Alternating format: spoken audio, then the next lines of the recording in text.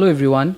Today we are going to solve questions on derivative from exercise 7 subdivision 3. I am using Suranjan Sa and Sabita Sa. I have already explained exercise 7 subdivision 2 in my previous video. So before we solve, we are going to start with question number 9. Okay. Before we start, let me explain the difference between a standard function and a composite function. So I'm just going to explain it by giving you examples. So whenever you are applying the formula of derivative, there are two types of functions. One is called standard function and the other one is called composite function. So let us see the difference between them. Number one, I'll give you an example. Suppose if I tell you what is the differentiation of x to the power 4, then with the previous formula which we have already known, the power comes in front. Whenever the power is a constant, the power comes in front and you subtract 1 from the power. So this is what the formula has taught us. So this is called a standard function. So let us understand what is a composite function then. Now look at the question properly. It's suppose x plus log x whole to the power 4. Now see this type of function. Look at the constant term. The constant term is 4. If the power is a constant, the base has to be x. Then I can use this formula. The 4 comes in front. But look at this question. This is not x. This is x plus log x. So what we do is we assume this part. We assume this part as x. That is why we call it a composite function. So let us apply the formula. If we assume this as x, then the constant comes in front. 4x plus log x, 4 minus 1 is 3, but this is just an assumption. So I need to differentiate the part which you have assumed as x. So that is how you differentiate. So if you understand this, then differentiation will not be a problem. So a function is either a standard, means direct a formula can be applied, or it is composite and that is solved by assumption. So what is the differentiation of x? It's 1. So direct formula, no assumption. What's the differential of log x? 1 by x. So this is how you differentiate. So see the difference between a standard function and a composite function. Moving on, let us discuss second example. Suppose d by dx of e to the power x. You know the formula for e to the power x. What is it? It is e to the power x itself.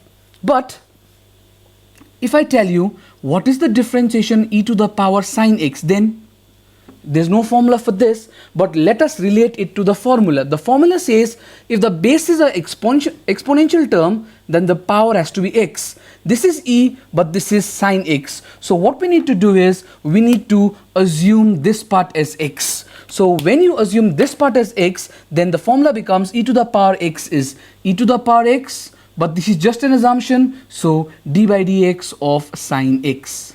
This is also called chain rule. E to the power sine x and differentiation of sine x, direct formula, so it is cos x. So this is example number 2. Moving on, example number 3. D by dx of, let us say, log x. Everyone knows the formula for log x. What is the differentiation of log x? It is 1 by x. Standard formula, because you know the formula for this, that's why it's called a standard function. But if the question was, what is the differentiation of log sine x, then is there any formula for log sine x? No. Whenever there's log, this has to be x. But this is sine x. So again the assumption. Which part has to be assumed as x? Sine x. So log has to be with x. So we assume this part as x. So what's the differential log x? 1 by x. But this is just an assumption. So d by dx of sine x. So 1 by sine x as it is. And what is the differentiation of sine x? Cos x. So with these three examples, I hope the concept of standard function and composite function is clear. So let us see again. Standard functions are those functions which can be simplified by direct application of formula, whereas composite functions are those functions which has to be simplified by assumption. That means we make it similar to the standard function. That means from where we can apply the formula. I'll give you a few more examples. Example 4. Differentiation of root x. Everyone knows it's 1 by 2 root x. But if the question is differentiate root log x, what will you do? This is not a standard function because I don't know the formula for root log x. I just know that whenever there's root, the inside part has to be x. So what do? I assume this as x. So once you assume this as x, what is the formula for root x? You have already written out here. What is it? 1 divided by 2 root x, you say x but write down the value, root log x, but this is just an assumption, that's why d by dx of log x. So 1 by 2 root log x into differential of log x is 1 by x. So this is the difference between a standard function and composite function. So look at the explanation properly. I'll be using these concepts in all the questions which we are going to solve. So before we begin solving the exercise, let me make this clear. Whenever you are to differentiate, just keep in mind few things. Number one, whether you have to use property or not. When are you going to use property? Whenever there is a constant and a function, the constant comes in front. I've already explained this in the previous class, just go through it. Second one, whenever there's a multiplication between two functions, then you use product rule. Whenever there's a division sign between two functions, you use quotient rule. And when it's time to differentiate, that means apply the formula, you just see whether the function is a standard function or a composite function. So I'm going to rub this. So before that, you can pause and take a screenshot of it. Now, with the concept which I have taught you, let us solve the questions. Question number 9, subdivision 1. Find the differential coefficient of each of the following. The question is x square plus 2x whole to the power 4. So you start by writing let y equal to, because this is an explicit function. So differentiating both sides with respect to x. So differentiation of y, you know it's dy by dx. Now how do I differentiate that? For the few questions, I'm going to explain the formula. Then once you understand it, then I'm not going to write down the formula. Out here I'm going to use formula number 1. Formula number 1 says whenever the power is constant, base has to be x. So if the base is x, then the power comes in front. So x to the power n minus 1. So look at this formula and compare. The power is a constant 4, but the base is not x. So what we do? We are going to assume this part as x. So when you assume this as x, then I can use this formula. What will happen to the constant? The constant comes in front. X means x square plus 2x. N minus 1, 4 minus 1 is 3. This is the formula. But this is not x. This is just an assumption. So whatever you have assumed, you have to differentiate it one more time.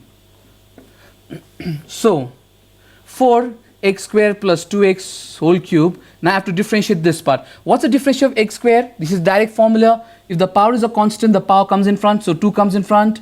2x, 2 minus 1 is 1 plus 2 into x. 2 is a constant, comes out, and differentiation of x, particular case, it is 1. So this is how you differentiate the function. Now, moving on, look at question number 9, subdivision 3. Subdivision 3. The question is e to the power ax square plus bx plus c. So you start by writing let y equal to this, differentiating with respect to x, y, dy by dx. Now can you tell me which formula I'm going to use out here?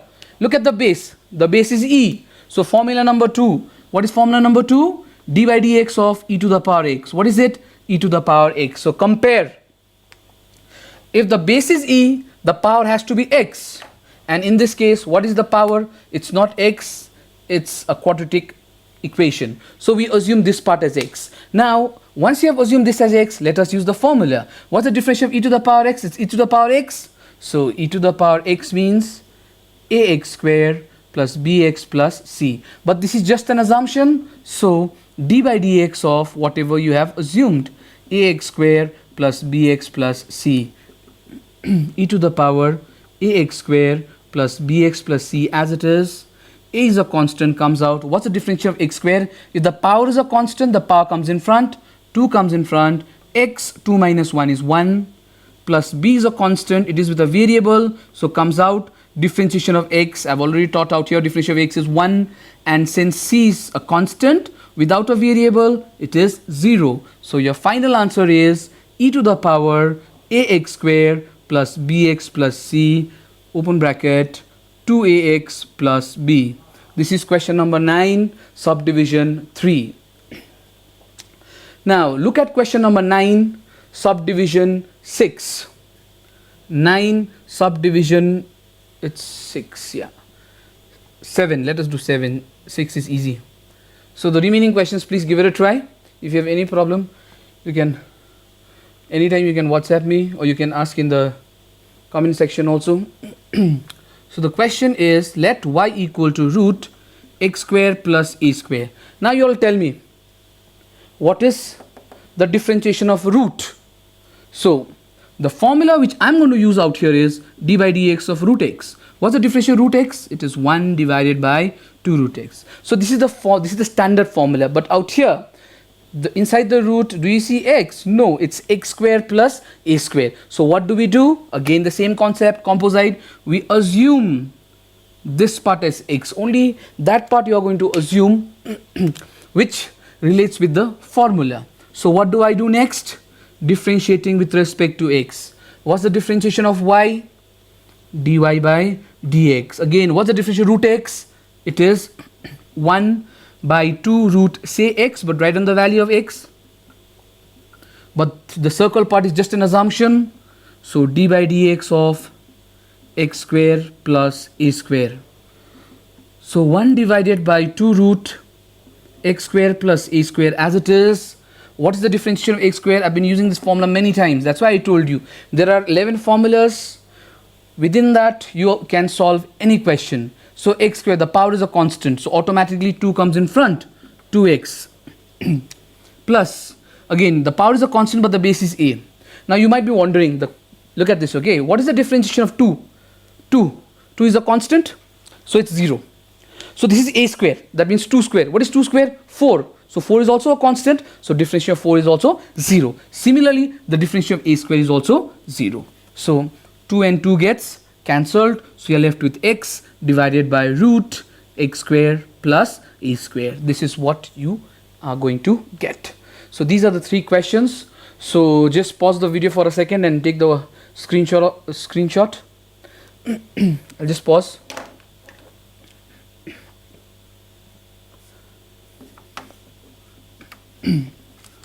Okay, now let us continue. I hope you're understanding the concept. Now look at question number 10. The question is log open bracket sec x plus tan x. So let y equal to this.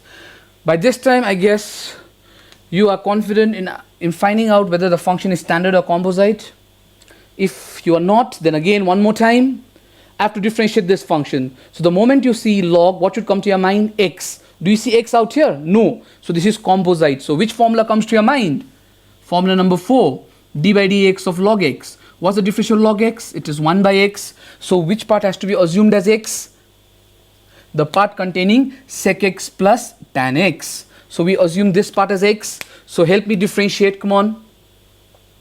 Differentiating with respect to x, differentiation of y, dy by dx, log x, I've already written down the formula. It is 1 by x, that means sec x plus tan x, but this is just an assumption. D by dx sec x plus tan x. Once you get used to understanding this, then you can differentiate directly in single line also. So what's the differentiation of sec x?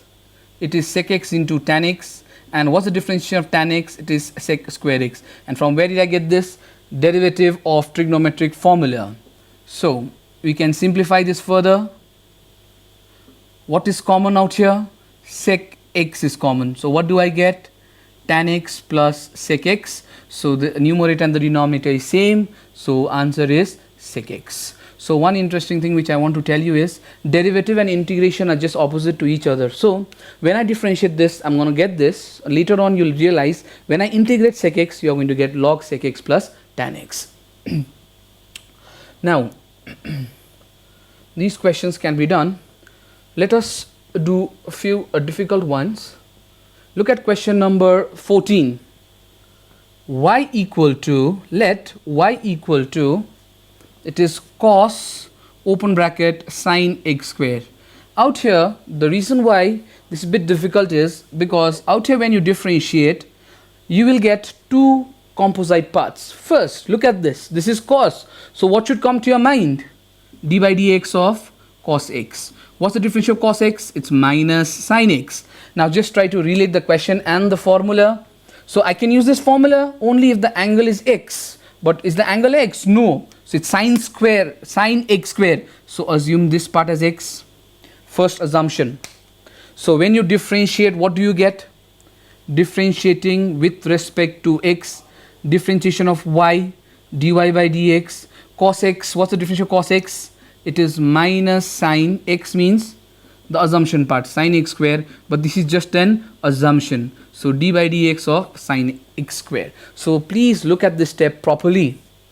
So minus sine as it is, sine x square as it is. Now I need to differentiate this. Can you tell me, is this standard function or composite? Once again, those who are still having problems regarding standard and composite, standard means the function which can be simplified by simple application of formula.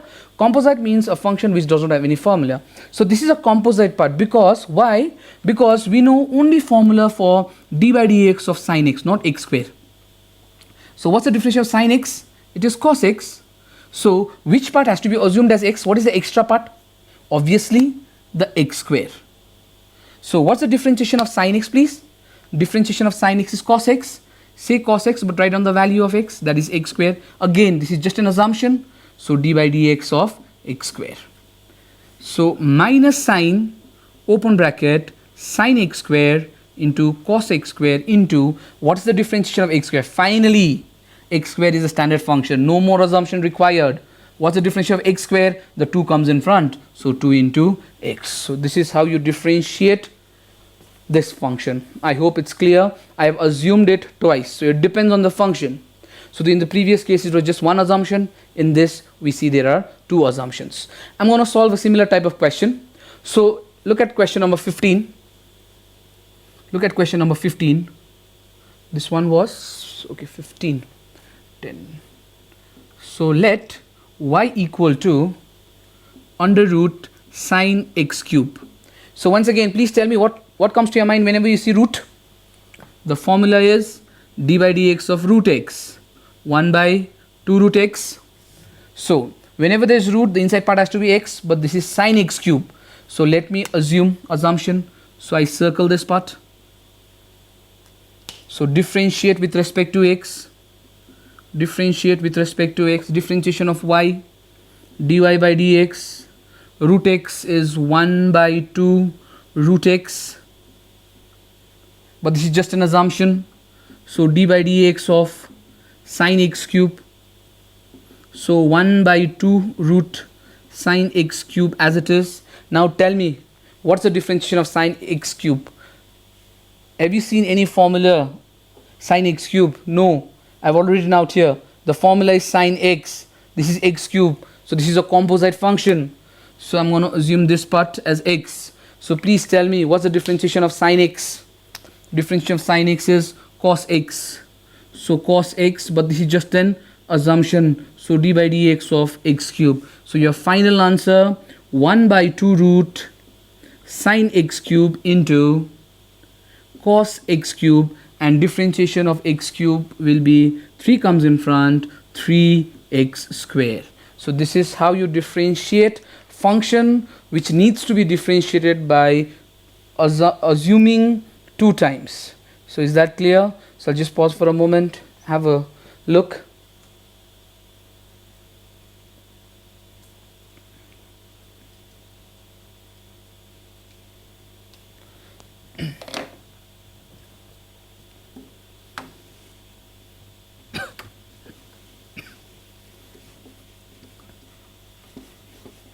So now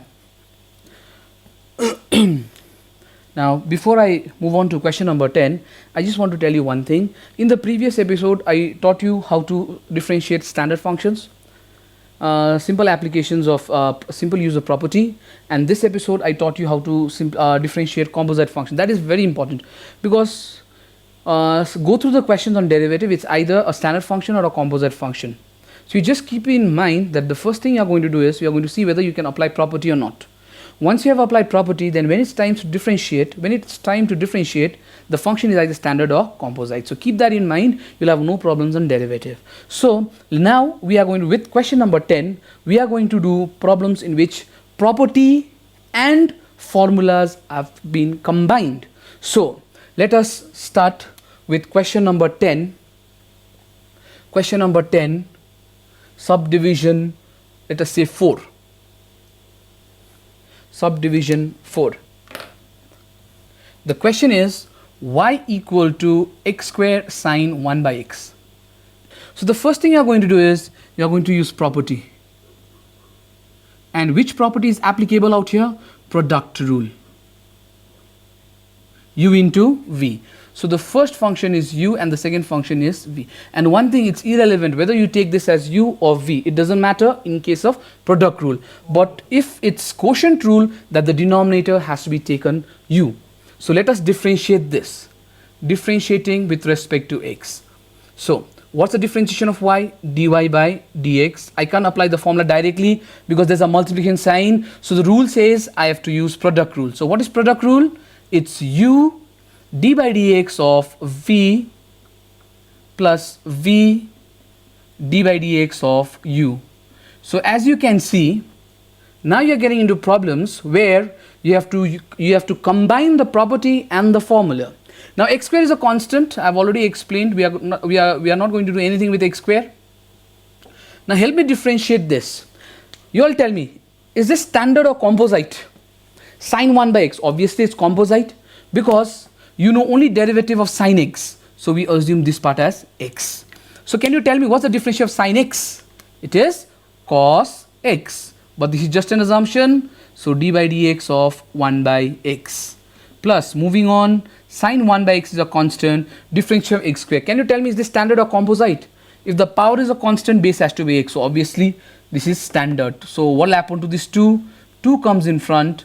2x, 2 minus 1 is 1. Now I've got one more derivative left, then we are done.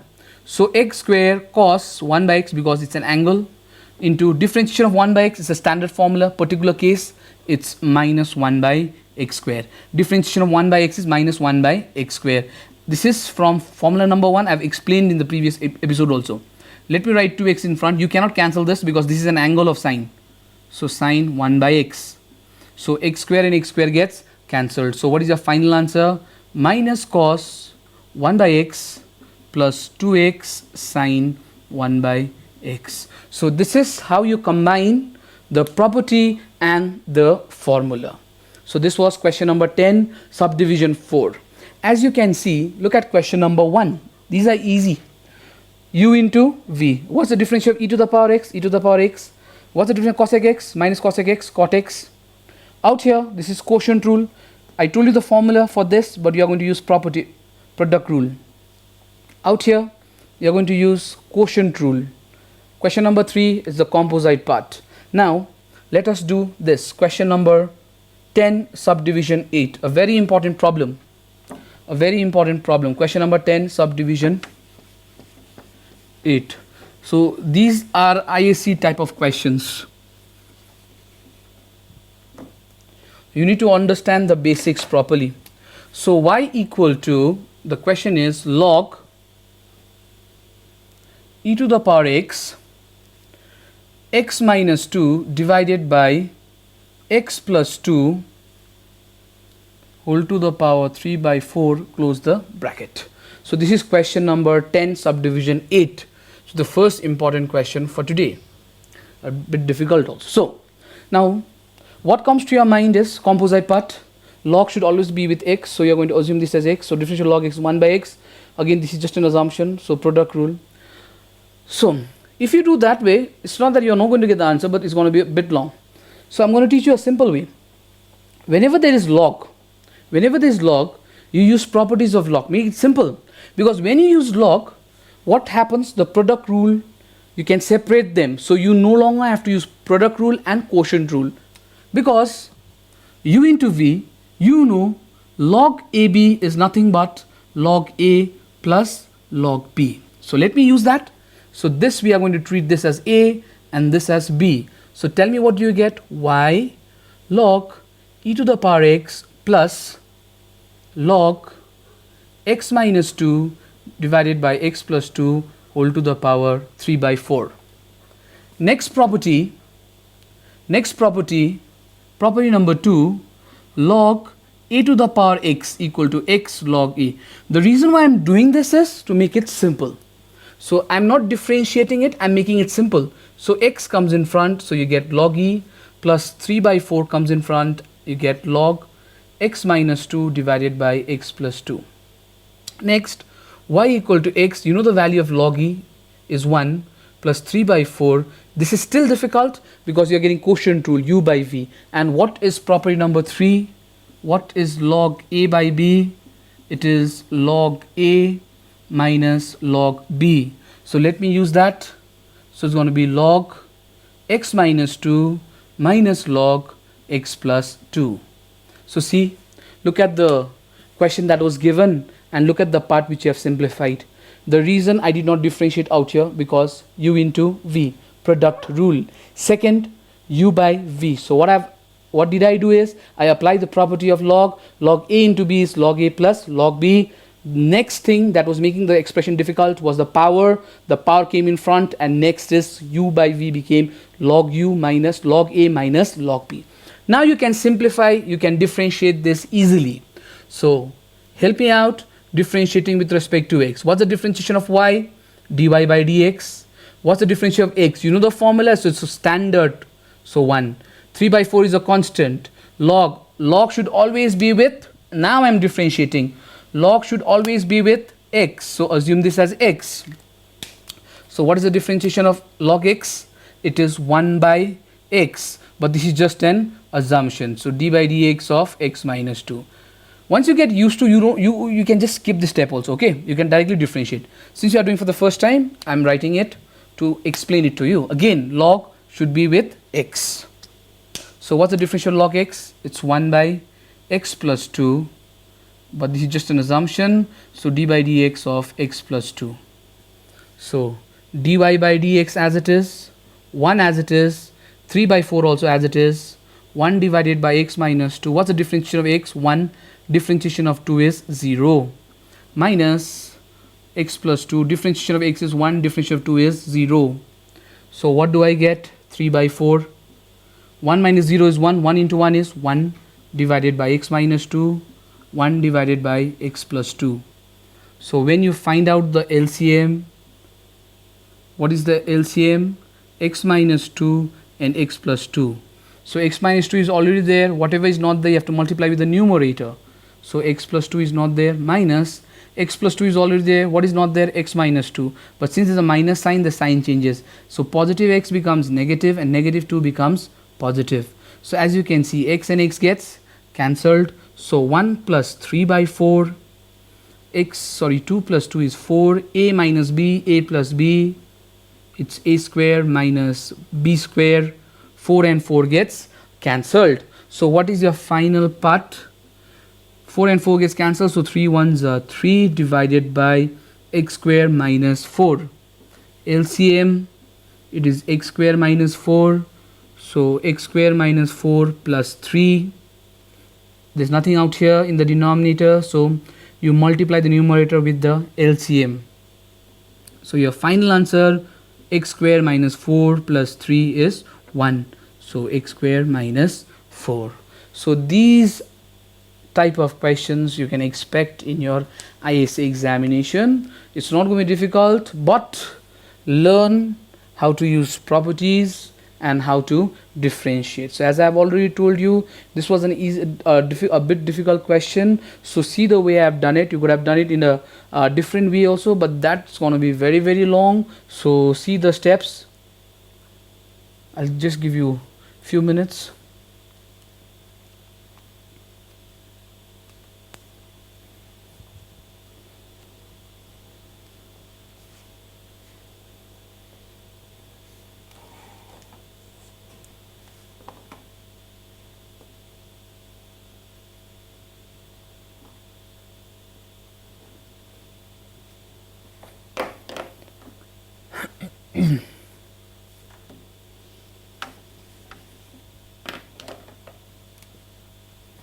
Okay, now look at question number 10, subdivision 6. 5, 6 and 7 are same, so I'll be doing question number 6 for you. So 6, the question is y equal to under root x minus 1 divided by x plus 1. There are various ways in which you can do this. Number one, the simple one, quotient rule, u by v. Second one, composite part, you assume this part as x, root x, so 1 by 2 root x, but that's just an assumption. And the third one, you rationalize and again use quotient rule. So I'm not going to use all these methods because these are straightforward methods which you can easily try at home also. Okay, so I'm going to make it simple for you all. First of all, look at the question and tell me, why is this question difficult? This question is difficult because of two things, two reasons. Reason number one, because of the root power, and reason number two, because of a fraction. Because if there's a fraction, then you have to use quotient rule. And I've already explained in the previous question also, how do we avoid quotient rule? By simple application of log. So I'm going to make it simple by using log. So see how it is to be done.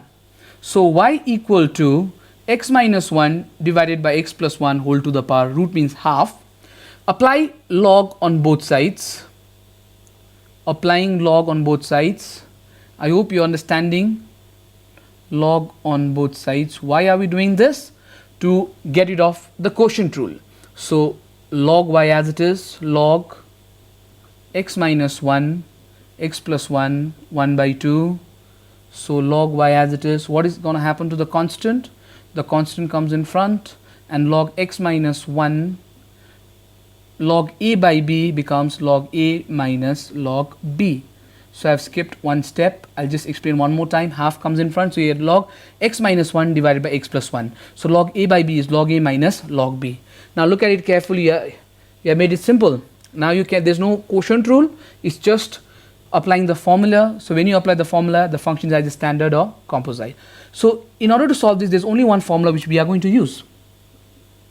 Differentiation of log x. So what's the differential log x? 1 by x. So let us start. So log should always be with x, but this is y. So we assume this part as x. So what's the differential log x? It is 1 by x. X means the assumption part, but this is just an assumption. So dy by dx equal to 1 by 2. Again, log has to be with x. So what's the differential log x? It is 1 by x, but this is just an assumption. So d by dx of x minus 1. Similarly, differentiation of log x. What's the differential log x? It is 1 by x, but this is just an assumption. So d by dx of x plus 1. So 1 by y dy by dx equal to 1 by 2. So x minus 1, I'm going to do it directly. X, differential of x is 1 and differential of 1 is 0. So 1 minus 0 is 1, 1 into 1 is 1. Minus 1 divided by x plus 1. Differential of x is 1, differential of 1 is 0. So 1 plus 0 is 1, 1 into 1 is 1. So we are done. So 1 by y dy by dx equal to 1 by 2. LCM is x minus 1, x plus 1. So x minus 1 is there, so you write x plus 1. X plus 1 is there, so you write x minus 1. But since there's a minus sign, the sign changes. So positive x becomes negative and negative 1 becomes positive. So x and x gets cancelled. So 1 by y dy by dx equal to 1 by 2.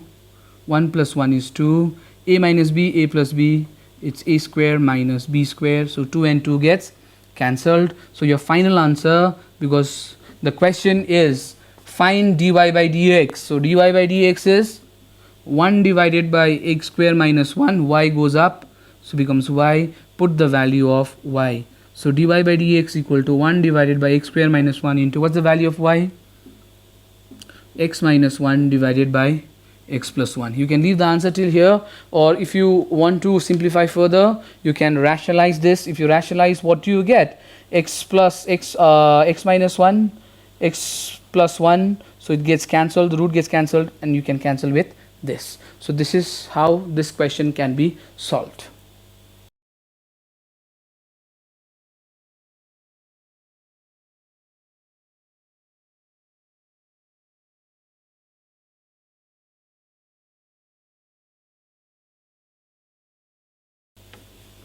Now look at question number 11, subdivision 1. Question number 11, subdivision 1 is, let y equal to under root 1 minus cos x divided by 1 plus cos x. This is the question. So same type of question, there's a square root, so you might be tempted to use log on both sides, but please keep in mind, whenever there are trigonometric functions and you need to differentiate, the first thing that should come to your mind is you are going to simplify it so that the derivative becomes simple. So what we are going to do is, instead of using log and making it long, we are going to apply the formula, make it short, and then differentiate. I hope you're understanding what I'm trying to say. So you have seen this formula in class 11, submultiple angle. Why submultiple angle? Because look at the angle is x. If this 2x, then it becomes multiple. So can you tell me what is the formula? 1 minus cos theta and 1 plus cos theta. These are conjugate pairs. Conjugate means one is positive, one is negative. So when it is negative, the formula is 2 sine square theta by 2, and when it's positive, it's 2 cos square theta by 2. Just replace theta by x. So y equal to 1 minus cos x is 2 sine square x by 2, and 1 plus cos x is 2 cos square x by 2. So 2 and 2 gets cancelled. So y equal to root, what do I get? Sine square by cos square is tan square x by 2. Square and root gets cancelled. So you get tan x by 2. So see, didn't you make the express function simple? So again, whenever you see a trigonometric function, like in this case, in the second case, look at this exponential part, what you can do is you can apply log and solve it the way I taught you for question number 10, subdivision 6, 5 and 7. But when it is trigonometry, you have to make it simple by applying the formulas. Now since you have made the function simple, let me differentiate this. So differentiating with respect to x. What's the differentiation of y? dy by dx. Can you tell me, is this standard or composite? I'll write it down for those who still have problems with this. Differentiation of tan x is sec square x. Remember, you studied this formula in the previous episode. So you see that the angle of tan has to be x, but what is it? It's x by 2, isn't it? So this is a composite function, that's why I've assumed. So differentiation of tan x is, what is it? It is sec square x, but this is just an assumption. So d by dx of x by 2. The assumption part I have to differentiate one more time, x by 2. So 2 is a constant, comes out, there's nothing in the numerator, so I have taken it to be 1. So you are left with differentiation of x, it's a standard function, it is 1. So what is your final answer? 1 by 2 sec square x by 2. So this is question number 11, subdivision 1. So you can easily do 7 subdivision 2 and 3. Now I'll just do one last question. Question number 12, subdivision 2. Question number 12, subdivision 2. 1 is same as 11 subdivision 1. Now I'm going to teach you 12 subdivision 2. So let y equal to root 1 minus tan x divided by 1 plus tan x. So as I've already told you, whenever you have to differentiate a trigonometric function, the first thing you are going to do is you are going to apply formulas, and this is a straightforward formula type of function. Now you will be seeing this frequently, 1 minus tan x and 1 plus tan x in derivative also and in integration also, and we use a particular type of solution. So what we are going to do is we are going to convert this into tan a minus b. This formula was taught in class 11. I'm going to repeat it one more time. What is it? Tan a minus tan b divided by 1 plus tan a into tan b. There are 4 terms, 1, 2, 3, 4. So now see, now what I'm trying to do is I'm trying to convert this expression into this form. So instead of tan b, I got tan x. That's not a problem. But instead of tan a, I have 1. So instead of 1, I have to convert this into tan. So keep that in mind. Next, 1 as it is plus tan x. That means instead of tan b, I got tan x, but tan a is missing. So can I write this? There's nothing in front of tan x. So can I assume that also to be 1? So the circle parts has to be converted into 1. So can you tell me tan of which angle is 1? Tan of which angle is 1? Tan 45. So y equal to, so that's why I have circled it, just to show you the relation. Now, so instead of 1, I can write tan 45 or tan pi by 4 minus tan x divided by 1 plus, again instead of 1, tan pi by 4 into tan x. So this has been converted into the formula tan A minus tan B divided by 1 plus tan A tan B. So what's the formula for that? It is tan A means pi by 4 minus B means x. So this is the formula. So you have made it simple, no more quotient rule. Now you just differentiate the function by using assumption, differentiating with respect to x. What is the differentiation of y? dy by dx. Tell me, is this standard or composite? Again, there are only few formulas which get repeated frequently. So in all the questions which we have done till now, the frequently repeated formulas are whenever the power is a constant, the base has to be x. Formula number 1, x to the power n. Next, root x. Third, log x. Okay. Now, what is the differentiation of root x? What is the difference of root x? It is 1 by root x. But this is just an assumption. So d by dx of tan pi by 4 minus x. So let me simplify this further. 2 root tan pi by 4 minus x into standard or composite. Again, there is only formula for tan x. So I'm going to assume this as x. So what's the differentiation of tan x? It is sec square x. But this is just an assumption. So d by dx of pi by 4 minus x. So you are left with sec square pi by 4 minus x divided by 2 root tan pi by 4 minus x into differentiation of 45, it's a constant 0, and differentiation of x is 1. So your final answer minus sec square pi by 4 minus x divided by 2 root tan pi by 4 minus x. So this is your final answer. So as you can see, this is the basics of derivative. All the questions, all the ISC questions will be of the same type, property and then formula. These questions I have taken from Suranjan Saha and Sabita Saha. If you have trouble finding it, it's a chapter on derivative, exercise 7, subdivision 3. I've started with question number 10. I've started with question number 9. The previous ones are already in class 11, so you not do that. So 9, 10, 11 and 12 I've completed.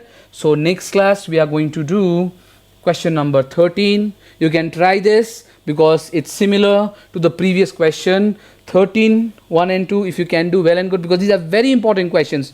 13, 1 and 2, 14, till 4, 2 more questions left. Then we can move on to the next exercise. So I hope you understood today's class. So I'll be meeting you in the next episode also. Till then, goodbye.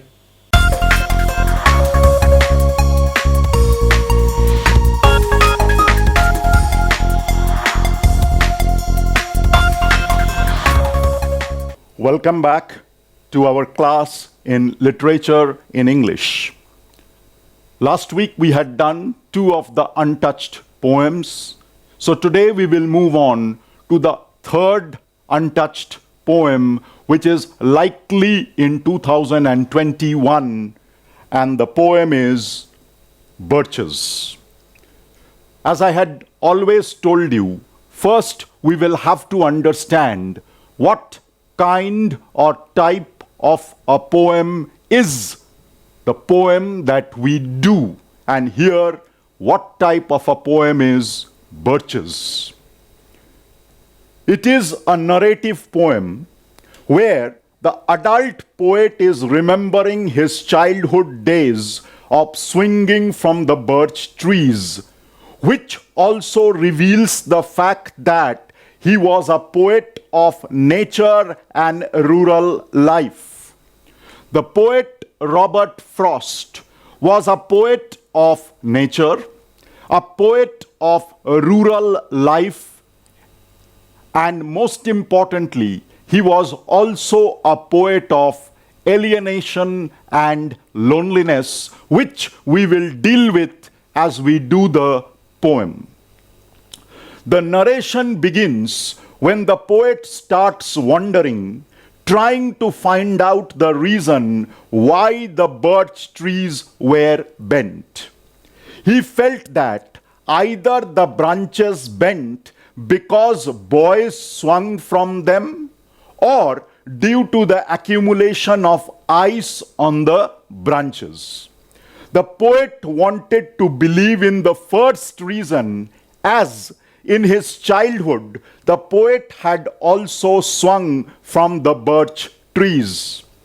In his adulthood, tired of the problems, hardships, and difficulties in life, the poet wished to climb up the birch tree, away from all the negativities in life on earth. After spending a few hours on the top of the tree, near heaven, because it is higher up, the poet would come down fresh, energetic, and enthusiastic, refreshed to face those hardships in life. The poet is not a coward or an escapist. He does not want to run away from the challenges in life. He only wants a few hours of rest and relaxation sitting on the top branch of a birch tree. Let me tell you from what we have read out, this poem is a nature poem. This poem is about man versus nature. This poem is about imagination versus reality. This poem is about childhood versus adulthood. Only the birch tree is taken as a vehicle, a medium to propagate and present to us what the poet wants to convey through the poem. Imagine it's a sunny morning, but on the previous day, freezing rain had taken place, and the poem is beginning on that sunny winter morning after a freezing rainfall had taken place the previous day. That is the point where the poem begins. Now we come to the poem. When I see birches bend to left and right across the lines of straighter, darker trees, I like to think some boy has been swinging them. Imagine the poet is looking at a cluster of trees. Among all the trees with darker barks and trunks are standing straight. But trees which have got whiter trunks or barks, which are the birch trees, these trees are bent, almost touching the ground. And the question comes to the mind of the poet as to why the birch trees are bent. And he comes to his first conclusion. He says, I think the birch trees are bent because boys had been swinging from the branches of the birch trees. The weight of the swinging had caused the branches to bend. This is his first conclusion. But swinging doesn't bend them down to stay as ice storms do. Now the point is, immediately after giving the first reason, the poet himself is concluding that boys swinging from the birch trees may not be the reason why the branches or trees are bent. The more plausible reason, the more reasonable logic, the more possible reason is that the rain that had fallen yesterday, due to the freezing cold, the water droplets had frozen into ice crystals. Those ice crystals had accumulated on the branches of the birch trees, and due to the weight of the ice crystals accumulated on the birch branches, that is why the branches are bent. Let me tell you one thing. The poet himself knows that the first reason given by him is not the correct reason. The second reason is the more plausible reason. It is the correct reason. Now you will see there are two things coming out here. Man versus nature. Boys swinging from the birch trees and therefore bending the branches. Man's domination over nature.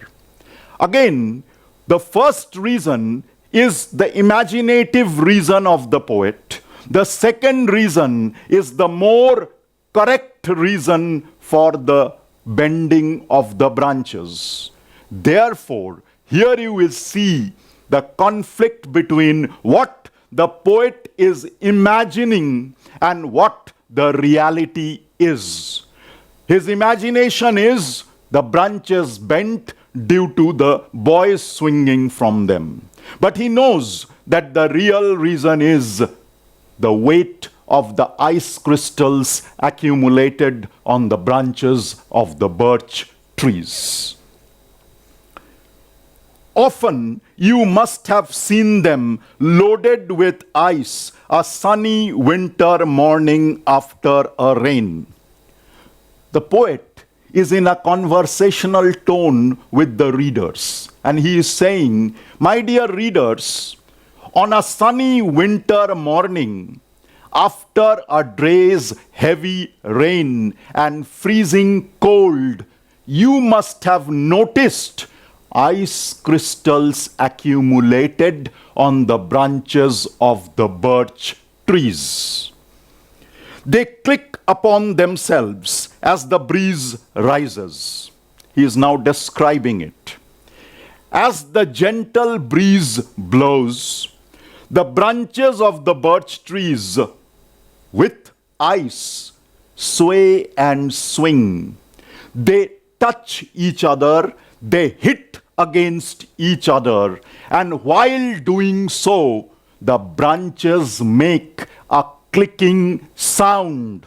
The clicking sound is the sound of the branches touching, brushing, or hitting against each other. And turn many-colored as the stir cracks and crazes their enamel. Here, a bit of physics. The ice crystals that accumulate on the birch branches, these ice crystals act like prisms. And when, on that sunny winter morning, the sun rays fall on these ice crystals, the crystals acting like prisms refract the sunlight into rainbow colors. That is why the many colors referred to in the poem. So you see, you have a beautiful description of nature. Rainfall, freezing breeze, bent branches, white barks, ice crystals, the ice crystals acting like prisms and refracting the sunlight into many colors. In the first 9 lines that we have done, there are certain figures of speech. See, cracks and crazes, repetition of the consonant C sound, therefore alliteration. Now you see another figure of speech, onomatopoeia. Onomatopoeia means sound conveying the sense. They click upon themselves. Clicking is a sound when the branches brush against each other. Cracks and crazes. The ice crystals crack and break due to the heat of the sunlight. They convey sound and therefore onomatopoeia. And look at this. Ice, a sunny morning. It's a juxtaposition, a mixture. What is the mixture?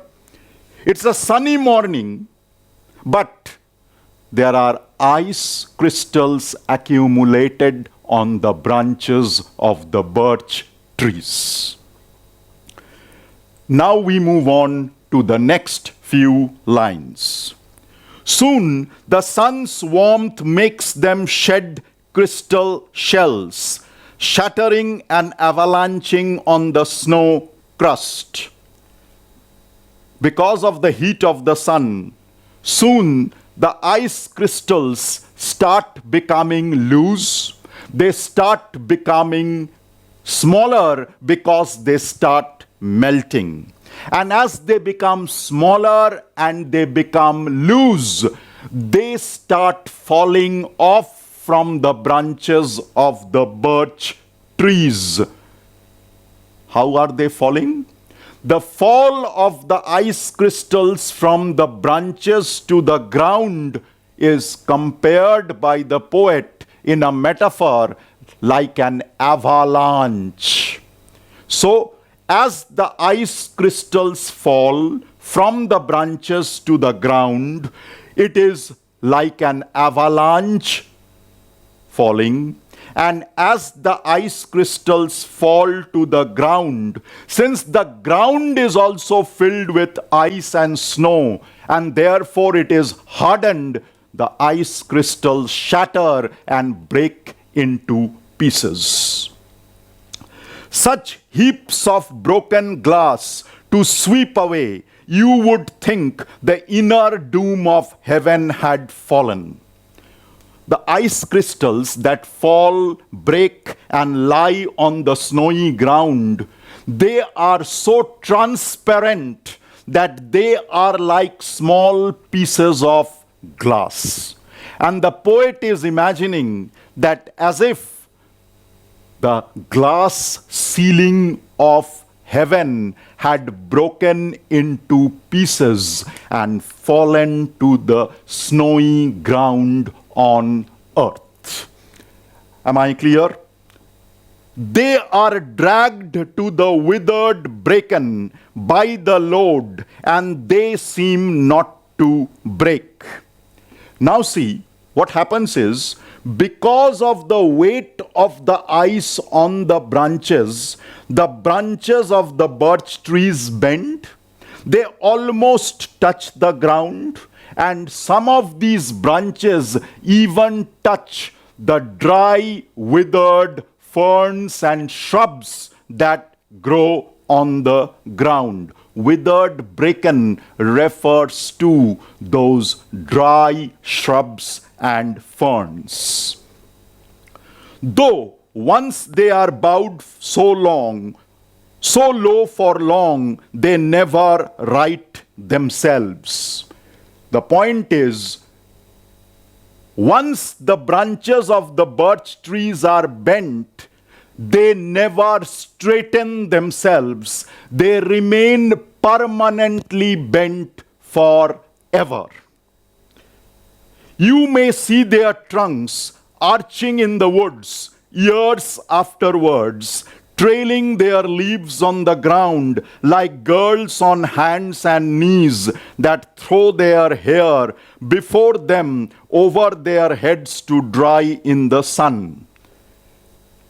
Even if you look at these birch trees years later, you will find that they are still bent. That means they are bent permanently.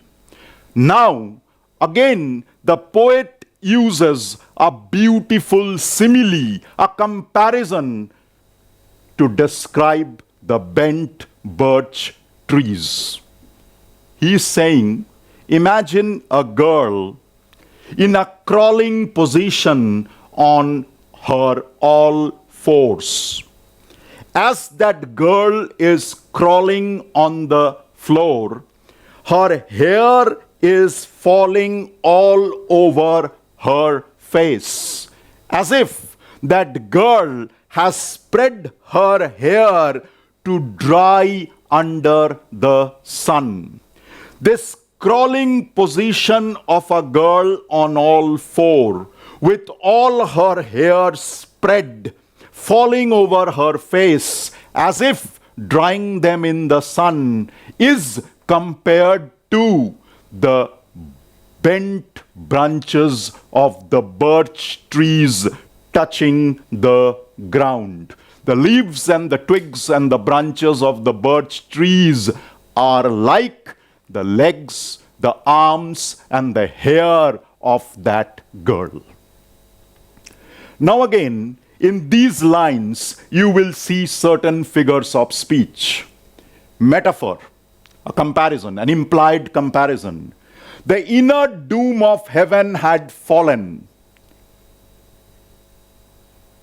I told you, the poet imagines the ceiling of heaven to be made of glass, which seemed to have broken and fallen down into pieces.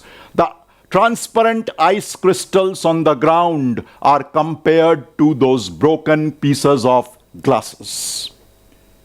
Then they are dragged right themselves. The metaphor is, once the branches are bent, they cannot straighten themselves. They remain permanently bent.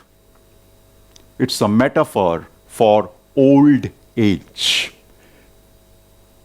Old people bend, but they don't break, just as the branches don't break. Meaning, people become old, but they don't die very easily, just as these branches bend, but they don't break down easily. Now we will come to the next figure of speech in these lines. Alliteration, simple. Soon the sun's warmth, repetition of the consonant sound S. Shattering and avalanching on the snow crust. Again, the repetition of the S sound, the consonant sound. Now we move on to the next few lines. But I was going to say, when truth broke in with all her matter of fact about the ice storm, I should prefer to have some boy bent them. Now see the fun. Here comes that theme of reality versus imagination. What is the imaginary reason for the branches to bend? Boys swing from them.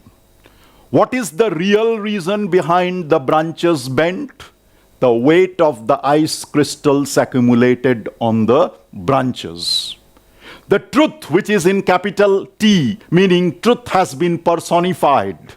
The poet is trying to say that when he was imagining that the branches were bent because of the boys swinging from them, truth interfered and reminded him that no, the branches did not bend due to the boys swinging from them. The truth or the reality was that the branches were bent due to the ice crystals accumulating on them.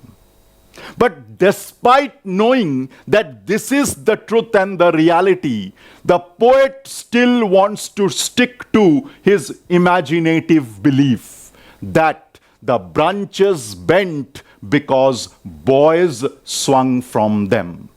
You see, imagination versus reality. And the poet is sticking to his imaginative belief, ignoring the fact, the truth, and the logical reason as to why the branches were bent. And then he goes on to elaborate. Some boy too far from town to learn baseball, whose only play was what he found himself, summer or winter, and could play alone. That a shepherd boy who stays in a village far away from the town, he doesn't know how to play baseball. When he comes to graze his cattle, as the cattle graze, the shepherd boy, the herd boy, has nothing much to do, but he is alone. So he has to devise ways to keep himself busy. And the game that he had invented, which he could play alone to keep himself busy, was swinging from the birch trees. And the poet believes that is why the trees were bent. Here you see there is an element of loneliness. Who is playing alone? The shepherd boy. So, I told you truth is in capital T, therefore it's a personification. The truth is the reality that accumulated eyes bent the branches and not boys swinging from them. The matter of fact is the logical conclusion. Now we come to the next few lines. Imagine, these boys did not start swinging from the birch trees just like that when they came to graze the cattle. They were experts in swinging from the birch trees, which they had practiced before. And that is what the poet is now going to tell us. One by one, he subdued his father's trees by riding them down over and over again until he took the stiffness out of them. Imagine, in the backyard of the house of this shepherd boy, there were birch trees. He had started swinging from the birch trees in the backyard or the farm of his father's house. He had swung from each of the birch trees that were there in the farm of his father, and by swinging from those trees in the farm, he had bent the trees one by one. There was not a single tree in the farm which was not bent. The poet is using the word, see, riding them over and over again until he took the stiffness out of them. The branches became supple, flexible due to continuous swinging from them. And the bending of the branches was like subduing them, as if the shepherd boy had conquered all the trees. Again, man's domination over nature. And not one but hung limp, not one was left for him to conquer. So slowly, all the birch trees in the farm were bent. There was not a single tree left which wasn't bent, and there was nothing for the shepherd boy to conquer or subdue or bend anymore. By this time, he had become an expert in swinging from branches of the birch trees. Now see, he learned all there was to learn about not launching out too soon and so not carrying the tree away clear to the ground. Now let me tell you one thing. I told you, by swinging from the birch trees again and again and bending them, he had become an expert. He knew exactly how to swing, and that is why when he used to swing from the birch trees as an expert, he never swung from the lower branches of the birch trees.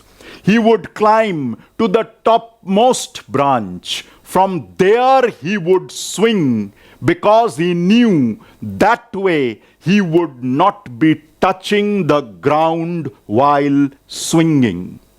So, not only had the boy become an expert in climbing up to the top of the birch trees, he had also become an expert knowing which top branches to choose from where he could swing so as not to touch the ground. He always kept his poise to the top branches. I told you. He became an expert. He became very clever in climbing up the tree.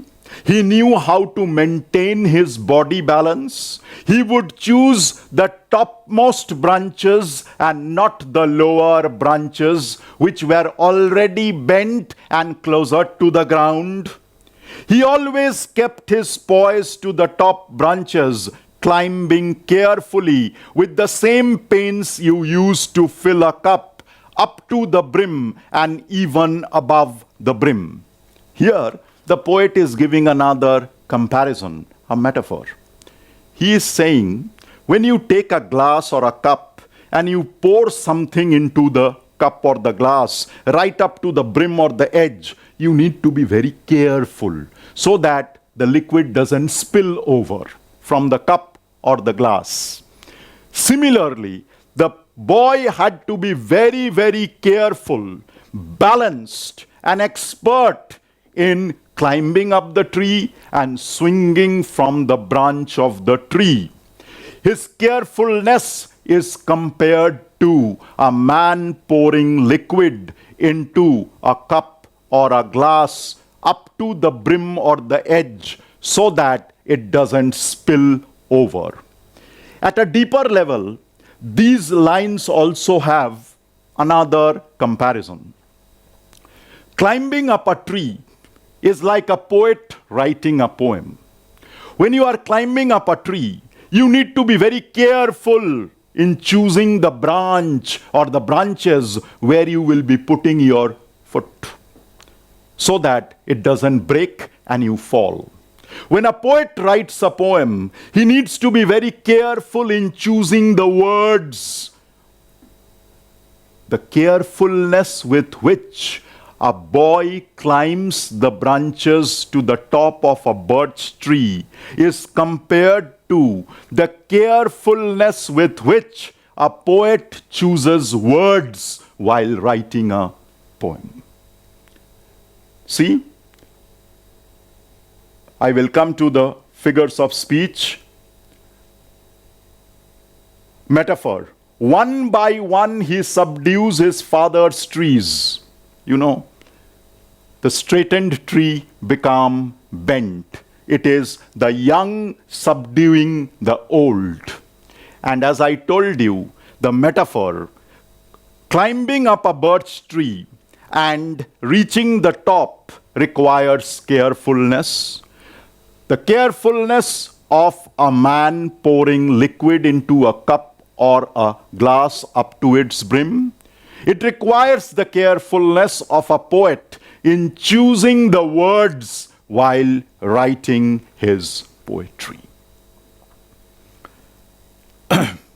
Then he flung outward, feet first, with a Swiss, kicking his way down through the air to the ground.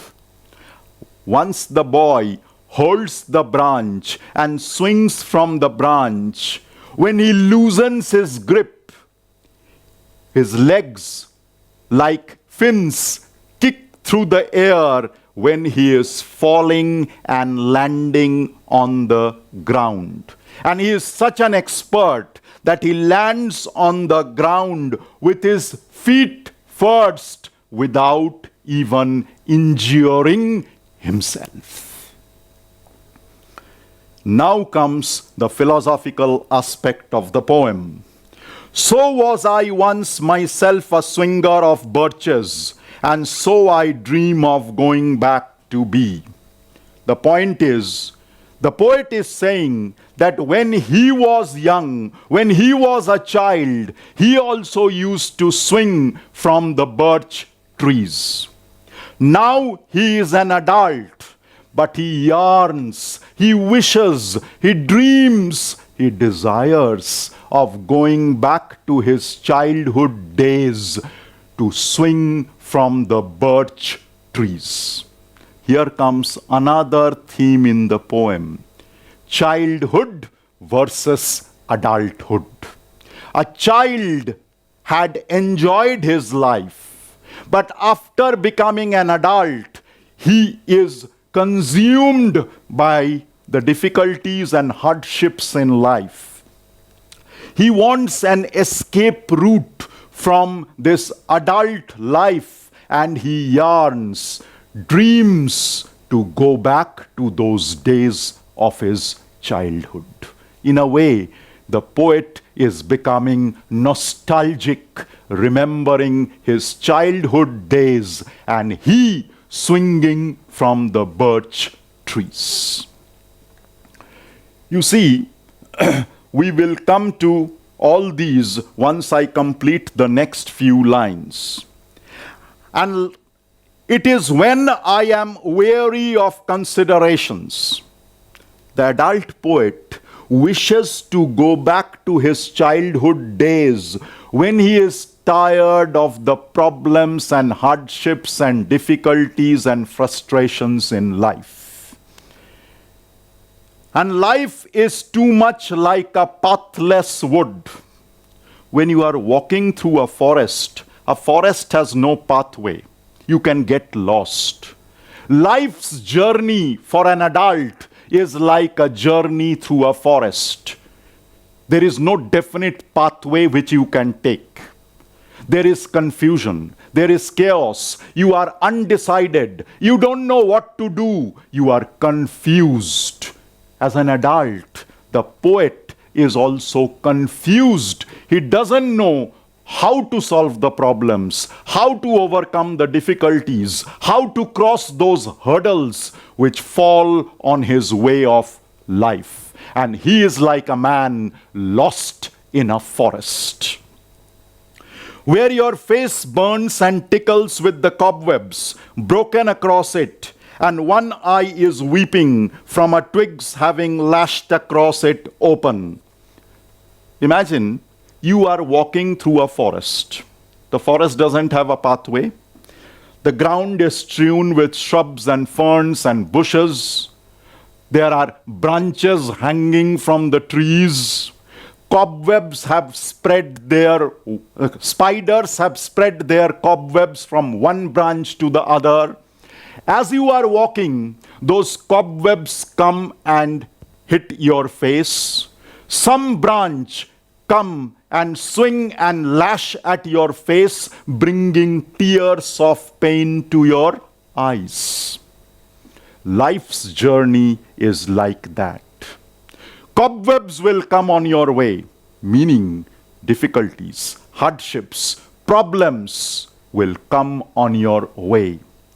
Certain incidents and accidents will take place which will be so painful and unbearable that it will bring tears to your eyes.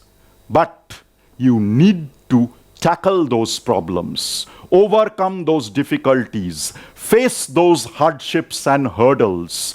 You should not cry and feel helpless when faced with a mishap or an accident. You need to face it boldly, courageously, overcome it, and carry on with your life's journey. But sometimes these hardships, problems, frustrations, defeats, failures do make us very, very tired. And we wish to escape from these harsh realities of life. The poet, under these circumstances, wishes to go back to his childhood when he used to swing from the birch trees. See, in these lines again, you have certain metaphors. See, swinger of birches, meaning in his childhood, the poet used to swing from the birch trees. He was a young man with imagination, innocence. Pathless wood. Life's journey is like a journey through a forest. It doesn't have a definite street or lane or road or pathway which you could take because it is strewn with hurdles. Cobwebs refer to the difficulties and problems and hardships in life. And see the simile? Life is like a pathless wood. The journey of life is like a journey through a pathless wood. You don't know which definite path to take. You are confused. You need to innovate, improvise, think, rationalize, and come to a definite conclusion as to how to solve the problem, how to overcome the difficulty and the hurdle, and continue with the journey of life. Now we come to the last part of the poem. I would like to get away from earth a while and then come back to it and begin over. As I was telling you, when you are faced with difficulties and hardships in life, you wish to run away from them, escape from them. The poet also wants to do the same, but he doesn't want to run away from them forever. He only wants to run away from the hardships and difficulties for some time and then again come back to face them and to solve them. He is not an escapist. He is not a coward. Who is willing to run away from life's difficulties. He just wants a temporary escape, rest and relaxation, so that he can become fresh, energetic, enthusiastic, so as to solve those problems. May no fate willfully misunderstand me and half grant that what I wish and snatch me away not to return. He is saying, the superior powers, that is God should not misunderstand him. He is not a coward. He is not an escapist who wants to leave this world because he is unable to face the harsh realities of life. He just wants a temporary escape. He doesn't want God to take him out of earth and take him to the other world. He doesn't want to die. He wants to face, but with a refreshed mind. Earth is the right place for love. I don't know where it is likely to go better. For a human being, there is no other better place in this universe other than this earth. Because as we had seen in Desiderata, the only perennial thing in this world, the permanent thing in this world is love. And you get love every time, everywhere in this earth, which you will never get anywhere else. I would like to go by climbing a birch tree and climb black branches up a snow-white trunk toward heaven, till the tree could bear no more. What is the desire of the poet? The poet desires that he will climb up the white trunk of the birch tree. White trunk because he wants to escape from the difficulties and hardships in life. He wants to reach the topmost branch of the birch tree, from where the tree cannot carry him anymore. There he wants to relax and rest for some time, refresh his mind, and then again come down. Black branches, because he has to come down to face the blackened things in life. Hardships, difficulties, hurdles, problems, troubles, failures, frustrations. I told you he is not an escapist. He wants temporary reprieve, a temporary escape to refresh himself. But dipped its top and set me down again. That would be good both, going and coming back. One could do worse than be a swinger of birches. The poet would like to climb up a tree, go back to his childhood days, but he will only stay there for some time. Then he would come down to face the difficulties and hardships in life. He says, this is better. This is good. Nobody could have done worse than this. The poet believed that it is better to live in this world swinging between the world of imagination and the world of reality. Whenever you are tired of the world of reality, you escape into a world of imagination, the childhood world, which gives you solace, peace, refreshment, relaxation, reprieve, and again you come back refreshed and enthused to face the hardships in life. So in the last part of the poem, what do you see? This poem also deals with reality and imagination. The harsh realities of life and the imaginative world of childhood, a swinger of birches, which an adult would wish to escape in order to refresh himself so that he is better energized in order to save his life. I would now like to conclude with what is the theme of this poem. Remember, as I told you, you can analyze this poem as a nature poem because it deals with birches, which is an object in nature. The poet is describing the birch trees. The poet is describing a sunny winter morning. The poet is describing how the birch trees are bent. The poet is describing picturesquely boys swinging from the birch trees and bending those trees.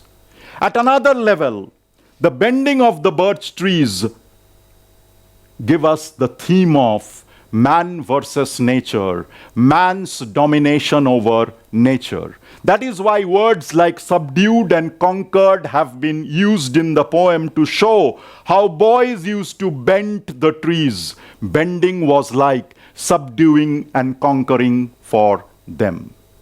This poem is also about reality and imagination.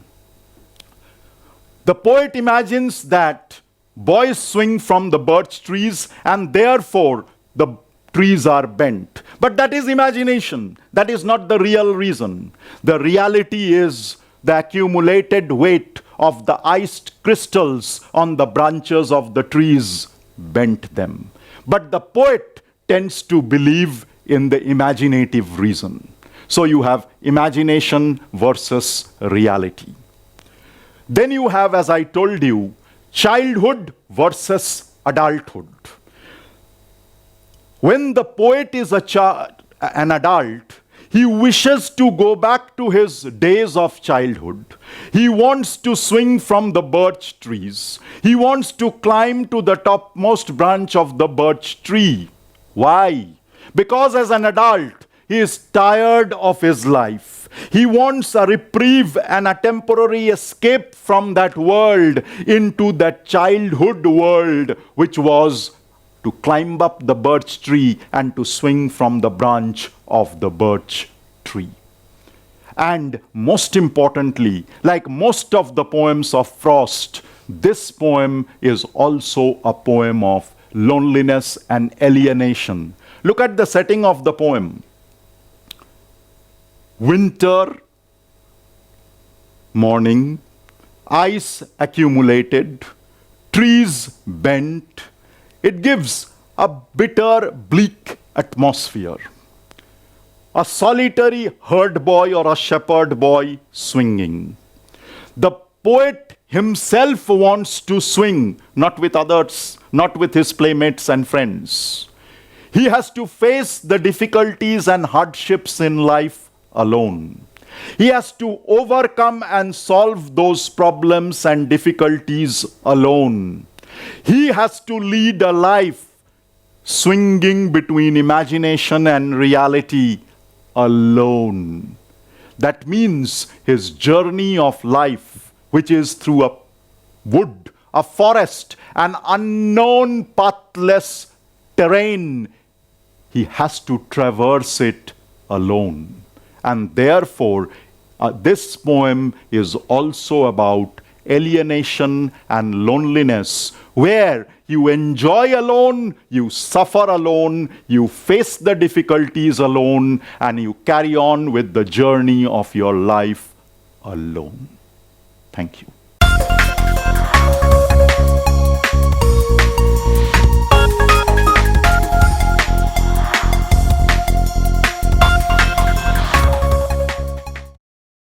Hi, good morning. So meet again here. I'm sure all of you are doing good. All of you keeping safe and remaining healthy back home and working hard. Okay, today I'd like to continue with the last topic or the chapter that we had just started, the parliamentary and the presidential form of government. However, before I start with the presidential form of government, at least I'd like to have a recap of the topics that we had done, at least the salient features of the parliamentary form of government. I just hope it was helpful for you all. Just to have the basic idea once again, or the recap related to these things. We learned as in a parliamentary form of government, the very first important thing, we have two heads, or the two executive heads, right? The real and nominal, number one. Number two, we also learned, as in a parliamentary form of government, we have the structure of what we call is wheels within wheels. Very important. We talked about the tenure. Tenure is not fixed as in a parliamentary form of government. Another very important feature that we discussed in the last class was about the responsibilities. Three very important responsibilities. I hope all of you can relate to that. The responsibility towards the head of the state, the collective responsibility, and the individual responsibility. Please, children, you have to know these things.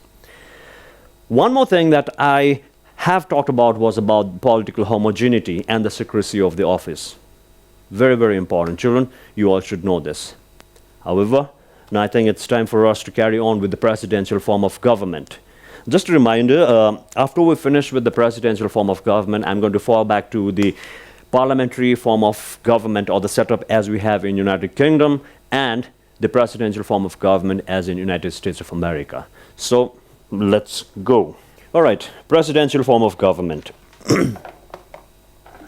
Children, whenever we discuss about presidential form of government, see, it is in a way very different to that of the parliamentary form of government. While you go through the salient features, you try to understand the difference as in between the parliamentary and presidential form of government. The best example I'll refer to about presidential form of government is none other than the United States of America. Right? So, let us talk about these things. See, if you have to define a presidential form of government, it is a system or the government or the state where we have single executive head. He is the head of the state, he is the head of the government. So there's only one executive head, which is very different to that of parliamentary form of government, where we have two in parliamentary, here in presidential form of government, one. Other very important aspect that you can see over here is this: in a presidential form of government, again, the relation between executive and legislature is very different to that of parliamentary form of government. In this, they are separate. The tenure, as in a presidential form of government, again, the tenure is fixed. The legislature as well as the executive, they have a very, very fixed tenure. So these are the basic things that we have in a presidential form of government. So children, let's do it in a proper manner, one at a time. The features. Have a look over here. First one, single unified executive. No difference between nominal and the real executive head. See, I told you in a few minutes back about this point here. See, in a presidential form of government, there is only one executive head. So look over here.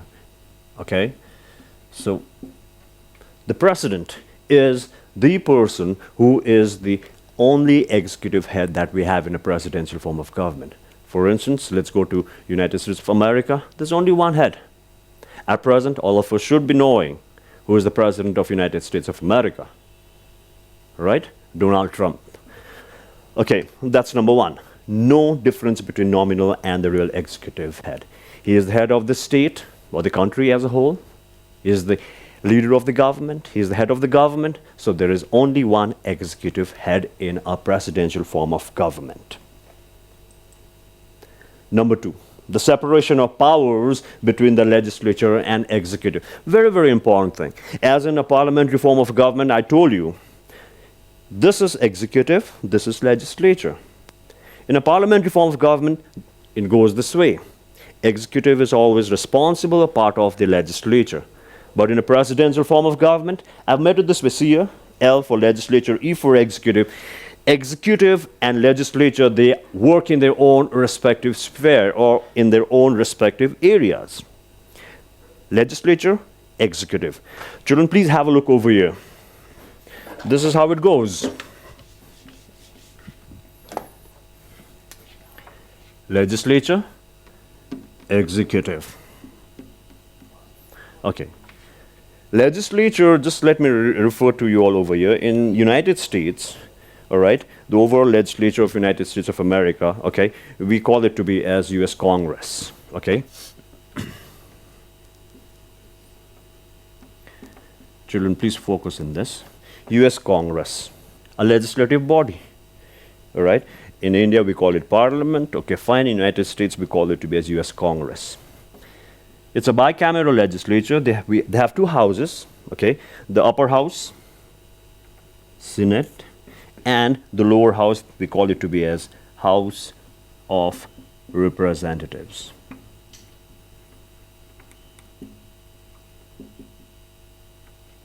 Senate and the House of Representatives. Let's talk about executive. All right, executive, single executive, that is what we talk about. Okay, fine. The president,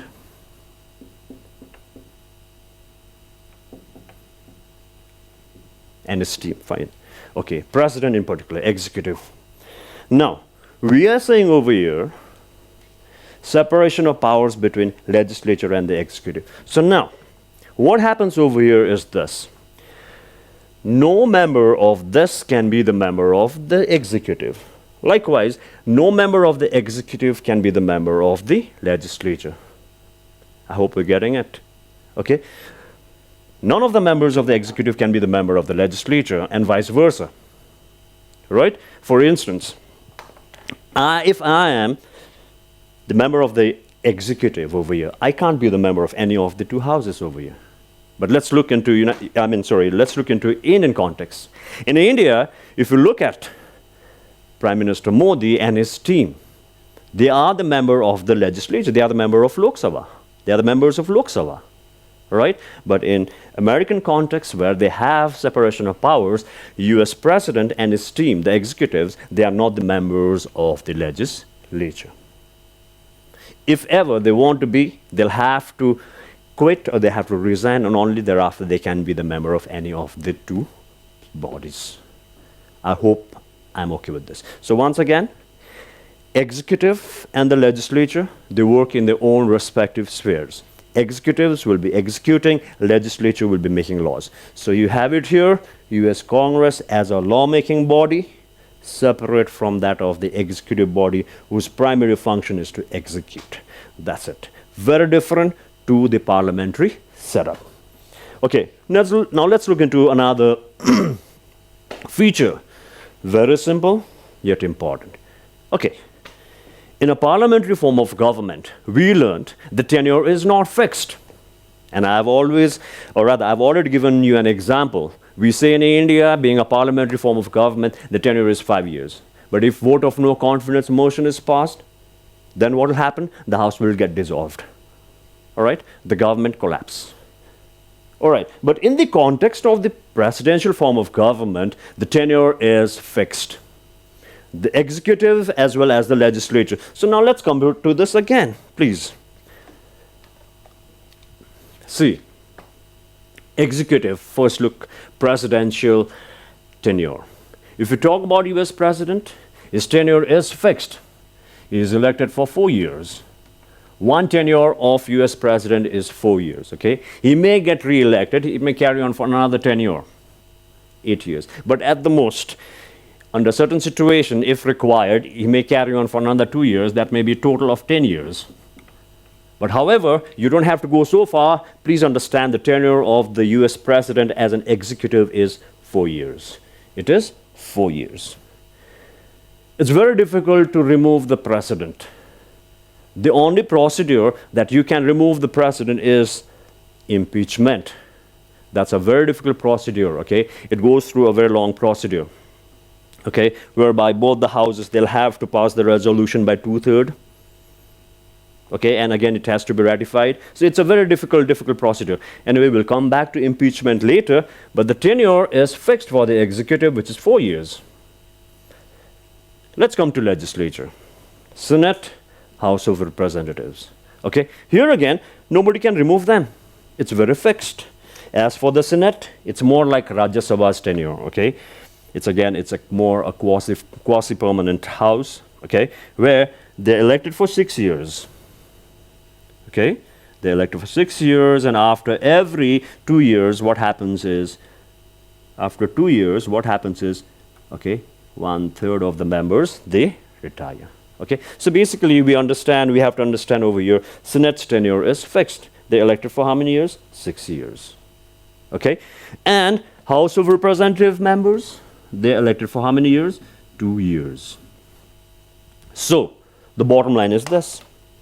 The tenure, as in a presidential form of government, is fixed, both of the executive as well as the legislature. So you understand, president is elected for a fixed tenure, that is for 4 years. And the removal procedure is very, very difficult. The procedure is impeachment, right? Number one. Okay. As for the Congress, the legislative body again, Senate, elected for 6 years, and after every 2 years, 1/3 of the members, they retire. House of Representatives again, they're elected for fixed tenure, that is for 2 years. So you can see the tenure is fixed. It's a very simple point. Children, please, please remember. Okay, let's look into another thing. Another very, very important feature as in presidential form of government. Cabinet works as an advisory body to the president. Now, children, sorry, when we talk about cabinet, who are the cabinet members as in a presidential form of government? See, these cabinet members are basically, they are holding important portfolios, or they are the heads of various departments, as in America. When we talk about the cabinet system in America, it is absolutely based upon conventions. There's no mention as in American Constitution. However, these cabinet members are the heads of various departments. Okay, it could be, we call it to be as secretary as in United States, but basically they are like the ministers, okay, finance minister or education minister or home minister. We call them to be as foreign secretary. Okay, education secretary. These are basically the cabinet members. Okay, but now their role is simply to advise the president. In the sense, you have to take into account president has the final say. All right, and they exist at the whims and fancies of the president. President is the person or an individual who has the authority to form his own cabinet members, and they can be removed anytime at his own will, even without assigning any reason. So basically what happens is cabinet members, what they do is they advise the president. So I hope it's okay with you. Cabinet members, head of various departments. In America, we call them to be as secretaries. As in India, we call ministers, we call them secretaries. Okay? And their primary objective, besides holding various departments, would be advising the president, who is the head of the state. Right? So this is it. Okay, next point. Responsibility of the ministers to the president. Okay, look here. In a parliamentary form of government, what happens is the ministers are responsible to the legislature. They're like this. Anytime the ministers, including the prime minister, there may be a possibility that if vote of no confidence motion is passed, they can be removed. The house may get dissolved. That is what we have in parliamentary form of government. But in a presidential form of government, what happens is, look at this, ministers are rather responsible to the president. That means, imagine you children, imagine one of you, looking at me. Imagine you are the president and I am one of the ministers in your government. You have every right to remove me anytime. So that means, as a minister, I'm responsible to you, who is the president. You can remove me anytime at your own will, and you may not even you may not even give me any reasons for removing me. That means you are a powerful person. So at present, if you look at United States of America, Donald Trump is a very powerful person. So every minister, they are responsible to the president. President can remove any minister anytime. So what happens over here? Ministers are rather responsible to the president, whereas in a parliamentary form of government, the ministers are entirely or collectively responsible to the legislature. So I hope this is okay with you. All right, we'll look into another point. Political homogeneity of the cabinet is not essential. I hope you all are clear about this point, political homogeneity, or the term political homogeneity. I have tried to explain to you all in the last class what is political homogeneity.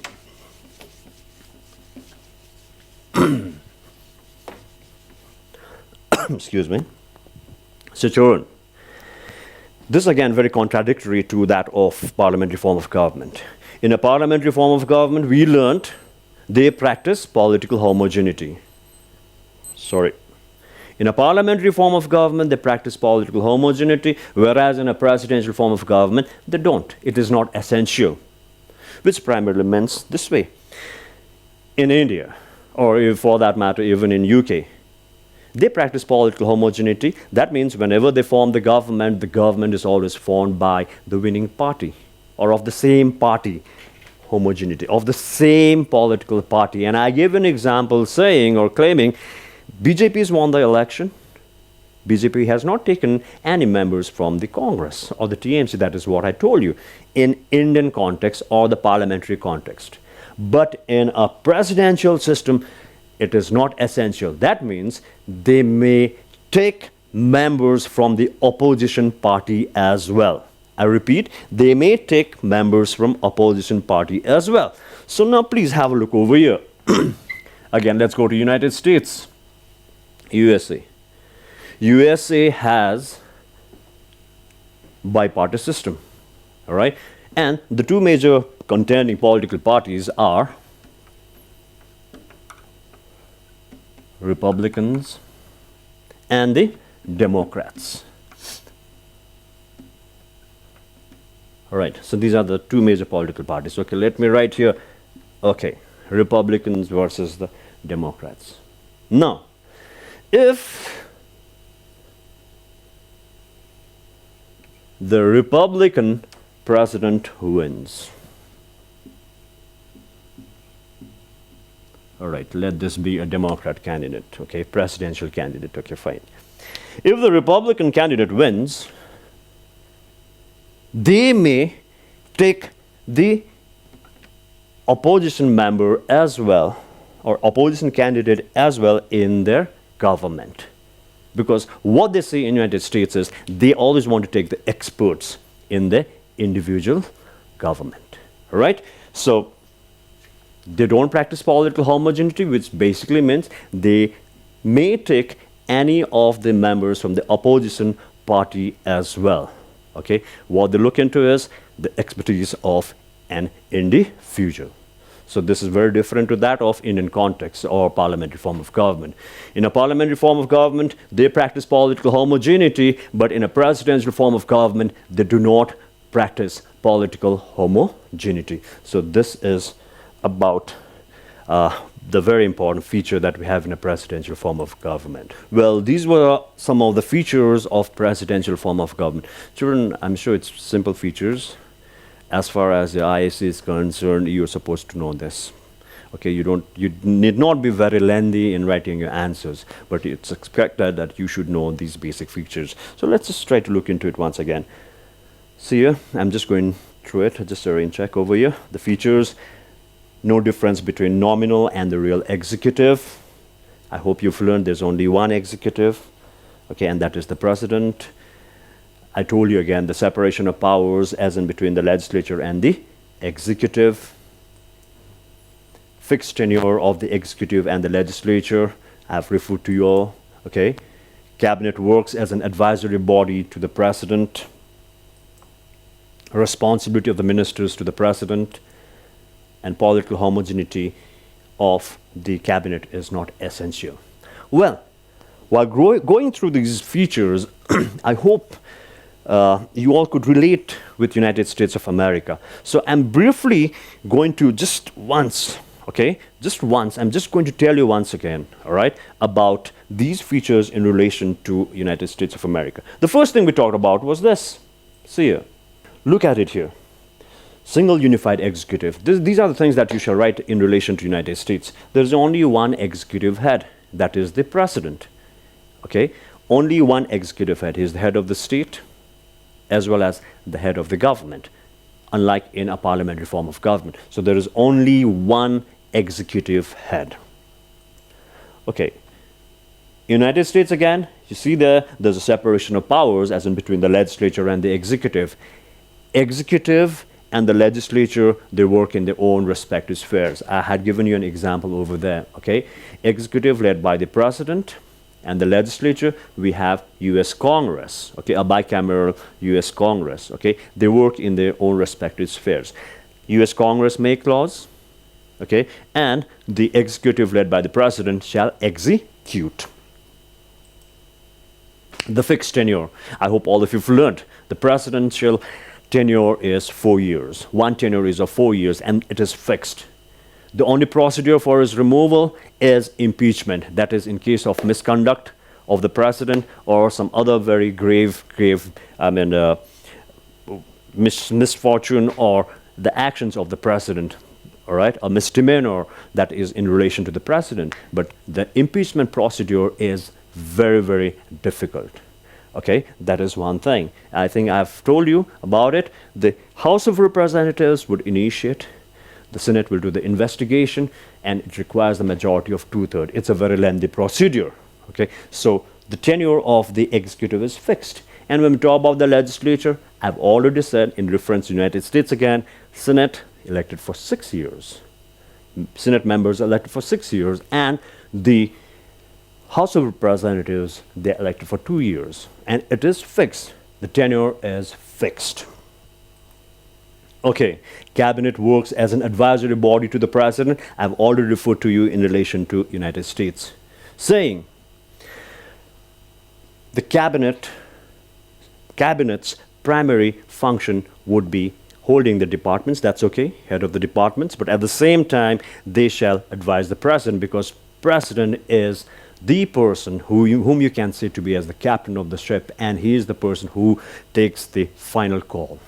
Okay, and I went on saying that the president can remove any of the cabinet members anytime. All right, this is it. Responsibility ministers to the president in relation to the previous point. The cabinet or the ministers, they exist at the whims and fancies of the president. That means president can remove them anytime. They exist at the will of the president. So we have it here. Okay, and political homogeneity of the cabinet is not essential. I think I've referred to you all over here. Well, this has been a repetition. I just hope that you all are clear with this topic. Well, having said that, I'd like to stop here as far as presidential form of government and United States is concerned, okay, as a presidential form of government. Next class we'll talk about, at least briefly, about the UK as the parliamentary setup. All right, so once again, thank you, stay safe.